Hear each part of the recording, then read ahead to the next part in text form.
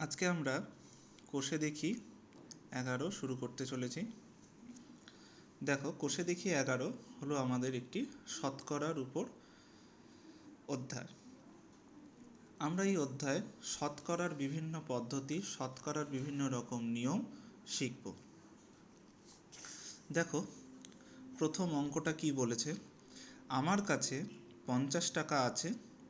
50 টাকার 12% আমি স্কুলে পেন কিনতে খরচ করলাম। আমি কত টাকার পেন কিনলাম হিসাব করি। তাহলে দেখো, আমাকে বলা আছে কি আমার কাছে 50 টাকা আছে, 50 টাকার 12% আমি খরচা করলাম। তাহলে 50 টাকার 12%, 50 টাকার 12% মানে আমার 50 টাকার বলেছে, তার মানে আমার গুণ ইন্টু 12/100। আমরা কি জানি, সবসময় শতকরা বলা থাকলে কি করতে হয়? শতকরাটাকে তুলতে গেলে আমাদের 100 দিয়ে নিচে ভাগ করে নিতে হয়। তো দেখো, আমরা যদি এখানে 50 দিয়ে 50-এর একটি শূন্য আর 100-র একটি শূন্য কাটি, আর 5 দিয়ে যদি 10কে কাটি, তাহলে 5 দুগুণী 10, তো 2 দিয়ে 12কে কাটলে 6, তাহলে কত হলো? 6 টাকা। সুতরাং আমি কত টাকার পেন কিনলাম? লিখবে, আমি 50 টাকার 12% খরচ করলে 6 টাকার পেন কিনলাম।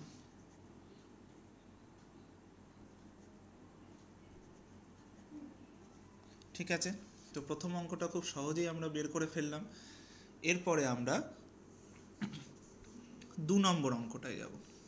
তো দেখো, 2-এর অঙ্কটা কি বলেছে?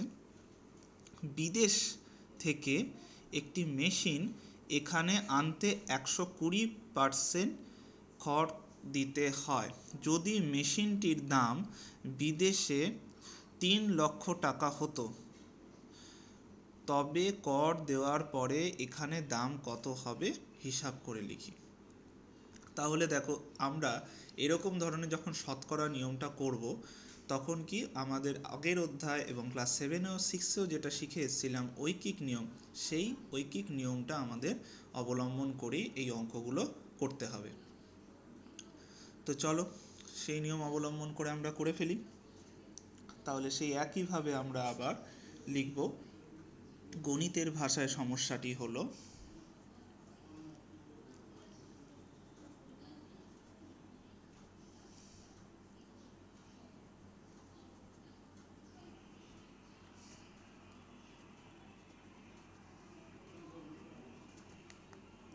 গণিতের ভাষায় সমস্যাটি হলো, তো আমাদের এখানে কি বলা আছে? দেখো, অঙ্কটায় বলা আছে দাম কত হিসাব করি। তাহলে আমাদের দামটা বার করতে হবে। তাহলে আমাদের মূল্য, দামটাকে কি লিখতে পারি আমরা? মূল্য। মূল্যটাকে আমরা আমাদের ডান দিকে রাখবো, কারণ এটা আমাকে বার করতে হবে। আর মূল্যর এখানটা আমি লিখে রাখলাম কর, কতটা কর দিয়ে আমাকে কিনতে হবে। আর এখানে লিখবো আমাদের আসল দাম। এখানে লিখবো কি?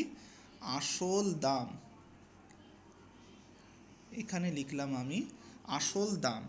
তাহলে দেখো, আমাদের এখানে 120% কর দিতে হয় বলেছে। 120% কত? 100-র মধ্যে 120%। তাহলে আমি ধরে নেব কি, আমার করের পরিমাণ যদি বা ওটার মূল্য যদি আমার 100 টাকা হয়, তাহলে আমাকে 120% কর দিতে হচ্ছে। তাহলে আমি এখানে যদি আসল দাম 100 নিয়ে নিই, 100 টাকা, তাহলে আমাকে কতটা কর দিতে হচ্ছে? 120 টাকা। এখানে লিখে দিলাম 20%, 100-র সাথে যোগ করে নিলাম, 120% দিতে হচ্ছে। তাহলে এবার 3 লক্ষ টাকা, 3 লক্ষ টাকায় আমাকে কতটা কর দিতে হবে সেটা বার করতে হবে। তাহলে দেখো, দাম বেড়েছে, তাহলে আমার করের পরিমাণও বাড়বে। সুতরাং এটি সরল সম্পর্ক। আমরা সবাই বুঝতে পারছি সরল সম্পর্ক। তাহলে সরল সম্পর্কের কি ছিল, আমরা আগে অনুপাতে সাজিয়ে নিই। প্রথম পদ ইস টু দ্বিতীয় পদ সমানুপাত তৃতীয় পদ ইস টু চতুর্থ পদ, যেটা আমাদের বার করতে হবে এক্স। তাহলে সরল সমানুপাতের ক্ষেত্রে চতুর্থ পদ বার করার সূত্র কি, দ্বিতীয় গুণ তৃতীয় বাই প্রথম।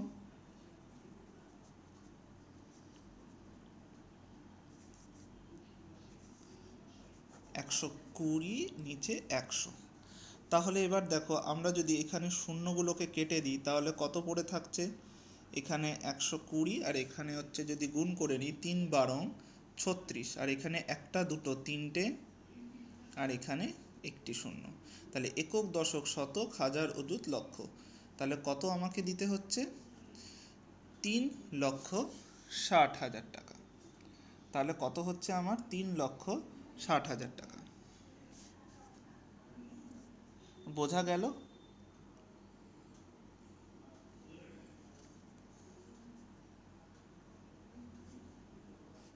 এখানে একক দশক শতক হাজার 36,000 টাকা, একটা শূন্য বেশি নেওয়া হয়ে গেছিল। এখানে দেখো একক দশক শতক হাজার অযুত লক্ষ, এখানে কত আছে 3 লক্ষ, আর এখানে 120 ছিল, আর নিচে এখানে 100 নেওয়া হয়েছিল। এবার এখানের এই দুটো শূন্য দিয়ে এটা কেটে দিলে কত, আমার এখানে 3,000 পড়ে থাকলো আর এখানে একটা শূন্য। তাহলে 3 বারং 36, আর এখানে আমার শূন্যগুলো বসে গেল। বোঝা গেল? তাহলে কত হলো, 36,000 টাকা।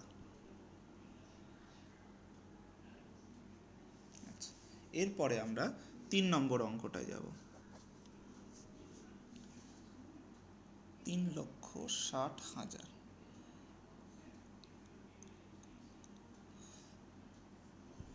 অঙ্কটা বোঝা গেছে? এখানে আমাদের কত হলো, যদি 100 টাকা 120% কর দিতে হয় তাহলে 3 লক্ষ টাকায় কত কর দিতে হবে, তাহলে 3,60,000 টাকা আমাকে কর দিতে হবে। ঠিক আছে, আমার এখানে 3 লক্ষ ছিল, এখানে 120 100, যেহেতু আমার কাটাকুটিটা একটু প্রথমে ভুল হয়ে গেছিলো বলাতে, তাই জন্য আমি আবারও রিপিট করছি। এখানে দুটো শূন্য দিয়ে দুটো শূন্যকে কেটে দিলাম, এখানে তিনটে শূন্য মানে 3,000, আর এখানে 120, 3 বারং 36, 3 আর 1 চারটে শূন্য বসে গেল। তাহলে হলো কত, 3,60,000 টাকা। তো চলো এবার আমরা 3 নম্বর অঙ্কটায় যাব। দেখো 3-এ কি বলা আছে, হিসাব করে মান লিখি। 80 টাকার 15%, এখানে কত বলা আছে দেখো, 80 টাকার 15%, খুব সহজ। 80 টাকার 15%, তার মানে কি 80 টাকার, মানে 80 টাকার এর মানে আমরা জানি কি গুণ কত, 15%। পার্সেন্ট তুলতে গেলে আমাদের কি নিচে 100 নিয়ে নিতে হয়। তাহলে এই শূন্য যদি কেটে দিই, 2 দিয়ে 8কে কাটলে 4, 2 দিয়ে 10কে কাটলে 5, 5 দিয়ে 15কে 3, তাহলে কত হলো, 3 4-এ 12। তাহলে 80 টাকার 15% কত হলো, 12 টাকা। তাহলে 3-এর 1 নম্বর দাগেরটা আমরা করে ফেললাম। এরপর 3-এর 2 নম্বর দাগে 215 টাকার 12% কত। দেখো 2 নম্বরটা, 215 টাকার 12%, মানে আবার 12/100। তাহলে 2 দিয়ে দেখো 12কে কাটলে কত পাচ্ছি আমরা, 6, আবার 2 দিয়ে 100কে কাটলে কত পাচ্ছি আমরা, 50। আবার 5 দিয়ে যদি কাটি, 5 দিয়ে 50কে কাটলে আমার 10, 5 দিয়ে 215কে কাটলে আমরা পাচ্ছি হচ্ছে 43। আবার দেখো 2 দিয়ে যদি কাটি, 2 দিয়ে 6কে কাটলে 3, 2 দিয়ে কে কাটলে 5, তাহলে এটা কত বেরোচ্ছে, 3 তিরিককে 9, 3 4-এ 12, 129/5। এটাকে যদি আবার একটু করে নিই ভাগ, তাহলে 5 দুগুণি 10, 2 9, এখানে 5 5-এ 25, 4, তাহলে 25/4/5%। বোঝা গেল? শতকরা চিহ্নটা অবশ্যই প্রত্যেকে দেবে, এটা কিন্তু দিতে কেউ ভুল করবে না। বোঝা যাচ্ছে? তাহলে 3-এর 1 2 আমরা কমপ্লিট করে ফেললাম। এরপর আমরা 3 নম্বর দাগের অঙ্কটা যাব। 3-এর 3 নম্বর, 3-এর 3 নম্বর দেখো 3-এর 3 নম্বরটা কি আছে, 37.8 মিটারের 110%। তাহলে এখানে একটু করা যাক। 37.8 মিটারের 110, মিটার এর মানে গুণ, এখানে 110/100। আচ্ছা, এবার এখানে যদি তোমরা ভালো করে লক্ষ্য করো 37 পয়েন্ট এখানে 8 রয়েছে, তার মানে কি আমাকে দশমিকটাকে কাটতে হবে। আমরা যদি আগে এখানের এই দুটো শূন্যকে সরিয়ে দিলাম, এবার 37.8কে যদি আমরা দশমিকে ভাঙাই তাহলে কত পাবো?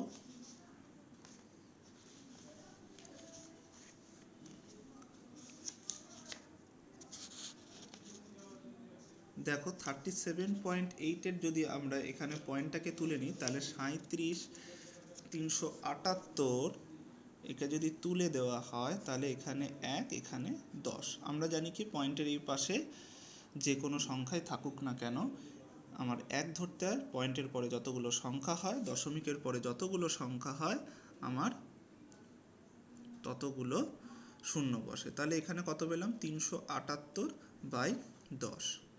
এরপর তোমরা এখানে আশা করি কাটাকুটিটা করে নিতে পারবে।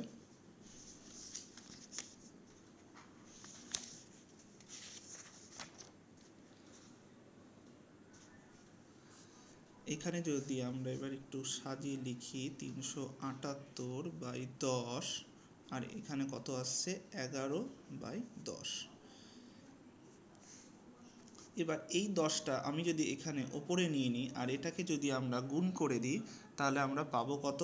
41.58। বোঝা গেল? তোমরা 378 আর 111কে গুণ করে নিতে পারো, আর এখানে 10 10-এ 100 করে নিতে পারো, তাহলে কাজটা অনেক সুবিধা হয়ে যাবে। 378 গুণ যদি 11 করে নাও তাহলে যা আসবে তাকে যদি 10 10-এ 100 দিয়ে যদি ভাগ করে দিই তাহলে যেটা বেরোবে সেটাই আমাদের উত্তর।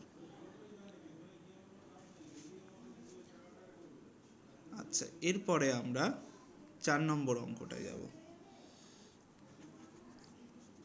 4 নম্বর অঙ্কে দেখো 480 গ্রামের 200% মানে কত? 200 বাই এখানে 100। এই শূন্য এই শূন্য কাটলাম, এই শূন্য এই শূন্য কাটলাম, তাহলে 20 দিয়ে 48কে আমরা গুণ করলে যত বেরোবে সেটাই পেয়ে যাব। 20 দিয়ে যদি 448কে আমরা গুণ করে দিই তাহলে পাবো 960 গ্রাম। ক্লিয়ার? আচ্ছা, এরপরে আমরা 4 নম্বর দাগের 1 নম্বর অঙ্কটায় যাব।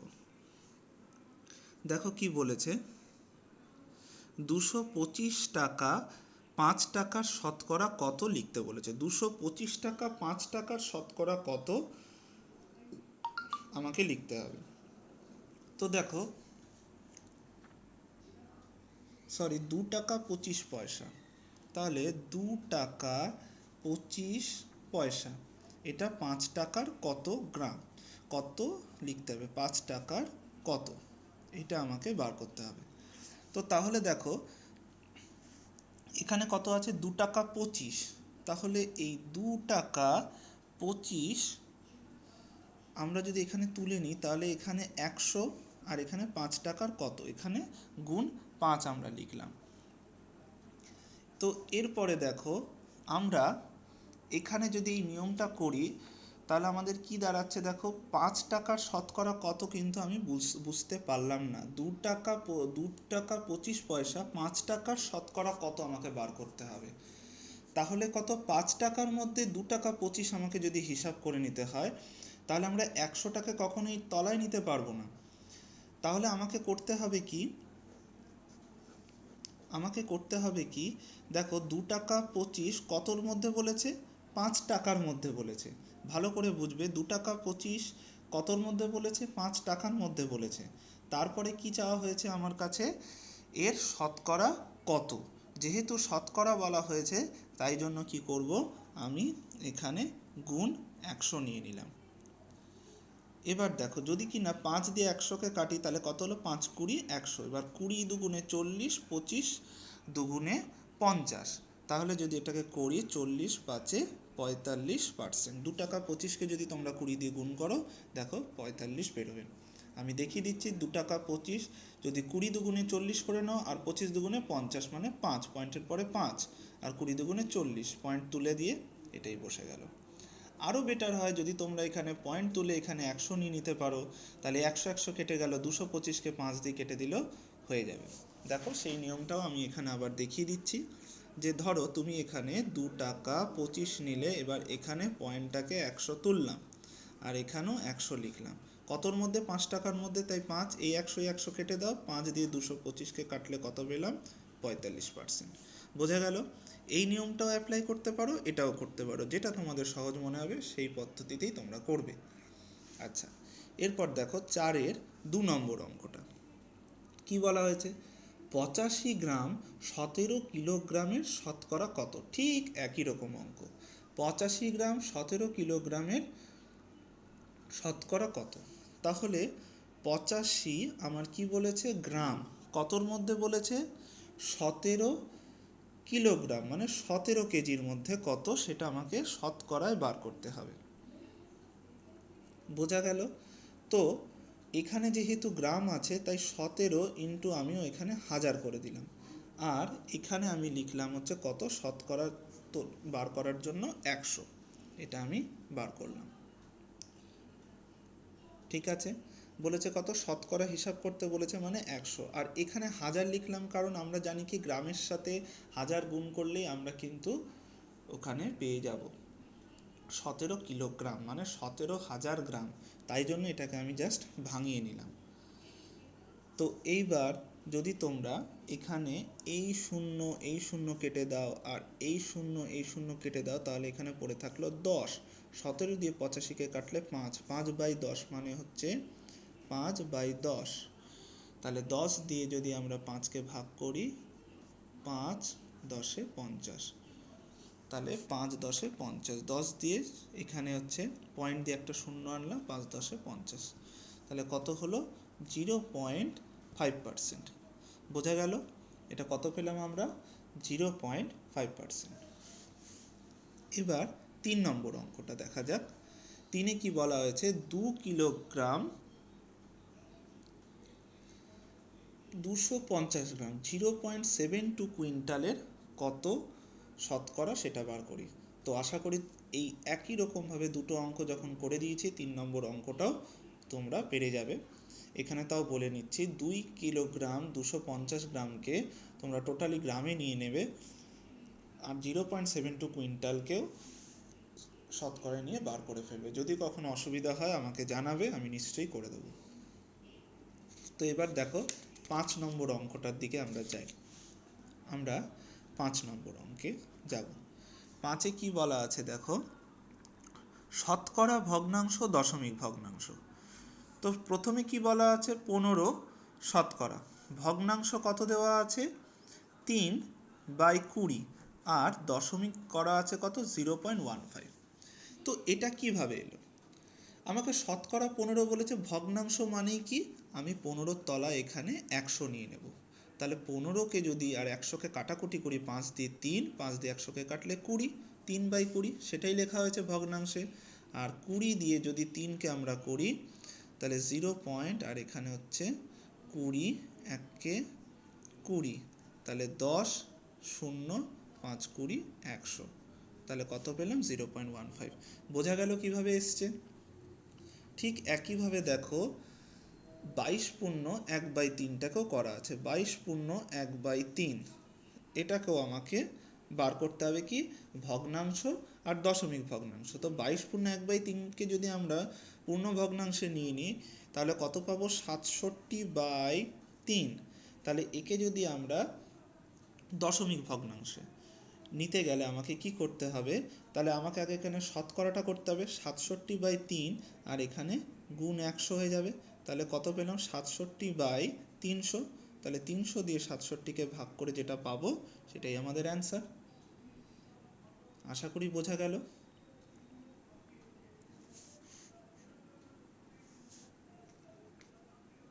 ঠিক এইভাবে তোমরা বাকি অঙ্কগুলোকেও করে নেবে।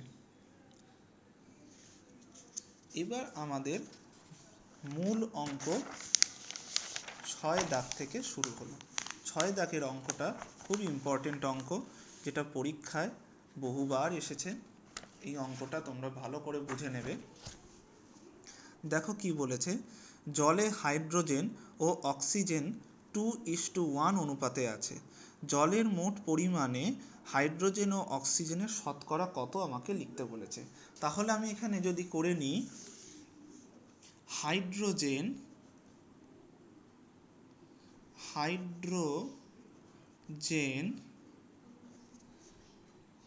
is to oxygen, hydrogen is to oxygen, তাহলে হাইড্রোজেন আমার কত বলা আছে দেখো এখানে 2, আর এখানে কত বলা আছে 3, 2:3। তো আমরা এখানে যদি একটা আনুপাতিক ভাগাড় যদি করে নিই, তাহলে যদি হবে কি দেখো, জলে হাইড্রোজেনের পরিমাণ আমি এখানে H2 লিখলাম, এখানে যদি হাইড্রোজেনের পরিমাণ, বা আমি পুরোটাই লিখে দিই হাইড্রোজেনের পরিমাণ, জলে হাইড্রোজেনের পরিমাণ আমরা কিভাবে বার করব?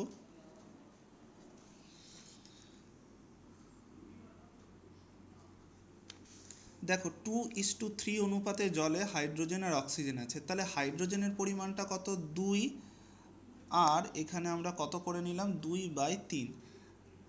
আচ্ছা আমার লেখা একটু ভুল হয়ে গেছে, এখানে 2:1 অনুপাতে আছে, হাইড্রোজেন আর অক্সিজেন কত আছে 2:1 পরিমাণে, তাহলে জলে হাইড্রোজেনের পরিমাণ কত হলো 2/3 অংশ।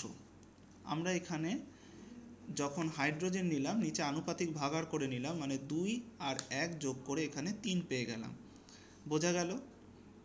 টোটাল 3 অংশ, হাইড্রোজেন 2 আর অক্সিজেন 1, তাহলে টোটাল 3 অংশ, 3-এর মধ্যে কত হলো হাইড্রোজেন 2 অংশ, তাই 2/3 অংশ লিখলাম। এবার তাহলে লিখতে পারি জলে অক্সিজেনের পরিমাণ কত 1, কতর মধ্যে 3, তাই 1/3 অংশ এটা করে নিলাম। তাহলে এবার আমাকে কি বলেছে 2/3 অংশের শতকরা হার আমাকে বার করতে হবে, কারণ কি জলে মোট পরিমাণে হাইড্রোজেন আর অক্সিজেনের শতকরা কত। তাহলে আমি আগে যদি এটা করি, জলে হাইড্রোজেনের শতকরা পরিমাণ কত হচ্ছে দেখো 2/3 গুণ এখানে 100 করে নিলাম, তাহলে কত পাচ্ছি দেখো, এখানে পেয়ে যাব আমরা 2 গুণ 100 যদি করি 200 আর নিচে 3, তাহলে 3 দিয়ে 200কে যদি ভাঙিয়ে নিই, তাহলে 3 6 18, 2 20, 3 6 18, 2, তাহলে 66.2/3%। বোঝা গেল? তাহলে জলে হাইড্রোজেনের পরিমাণ পেয়ে গেলাম। সুতরাং এবার আমরা বার করব কি অক্সিজেনের পরিমাণ। অক্সিজেনের পরিমাণ কিভাবে বার করব দেখো, 1/3 গুণ 100, তাহলে এটা কত হচ্ছে দেখো 100/3। তাহলে যদি এবার 100কে করে নিই আমরা, কত পাচ্ছি এখানে 3 তিরিকে 9, 1 0, 3 তিরিকে 9 1, তাহলে 33.1/3। তাহলে এবার 66.2/3 আর 33.1/3কে যদি তোমরা যোগ করো, দেখো 100%ই তোমরা পেয়ে যাবে। তাহলে 100%-এর মধ্যে হাইড্রোজেনের কত শতকরা পেলাম 66.2/3 অংশ, আর অক্সিজেন কত পেলাম 33.1/3 অংশ। বোঝা গেল? এবার আমরা 7 দাগের অঙ্কটা করব। দেখো 7 দাগের অঙ্কটা কি বলা আছে, হৃদয়পুরের একটি কারখানায় আগে দৈনিক 1500টি বোতল তৈরি হতো, এখন তৈরি হয় দৈনিক 1695টি বোতল। তো ওই কারখানার উৎপাদন শতকরা কত বৃদ্ধি পেয়েছে আমাকে এইটা বার করতে হবে। তাহলে আমরা এখানে লিখতে পারি বোতল বেশি তৈরি হয়েছে, তাহলে আগে লিখে নিচ্ছি কি বোতল বেশি তৈরি হয়েছে, বোতল বেশি তৈরি হয়েছে। কতটা বেশি তৈরি হয়েছে দেখো, আগে হতো 1500টি বোতল, এখন হচ্ছে 1695টি। তাহলে আমরা 1695 থেকে যদি 1500টা বাদ দিয়ে দিই তাহলে কত পাচ্ছি? 195টি। 195টি বোতল বেশি পাচ্ছি। তাহলে এখন 195টি বোতল বেশি তৈরি হচ্ছে। তাহলে বোতল উৎপাদনের শতকরা কতটা বৃদ্ধি পেয়েছে? তাহলে বোতল উৎপাদন শতকরা বৃদ্ধি পেয়েছে কত? দেখো 195টি বৃদ্ধি পেয়েছে কতর মধ্যে? 1500টি বোতলের মধ্যে, তবেই তো 1695 হয়েছে, 1500টির মধ্যে। তাহলে শতকরা বার করার নিয়মই হচ্ছে গুণ 100 আমাকে নিয়ে নেওয়া। তাহলে এই দুটো শূন্য কেটে দিলাম, আর 15 দিয়ে 195কে যদি আমরা কাটি তাহলে পাবো 13। ঠিক আছে, তাহলে কত বৃদ্ধি হলো আমাদের? 13% বৃদ্ধি হলো। খুব সহজেই আমরা করে ফেললাম। আরেকবার বলে দিলাম, ওই কারখানায় দৈনিক 1500টি বোতল তৈরি হতো, তো এখন কতটা হচ্ছে দেখো? 1695। কতটা বেড়েছে? 195। তাহলে বৃদ্ধির হার কি করে পেলাম?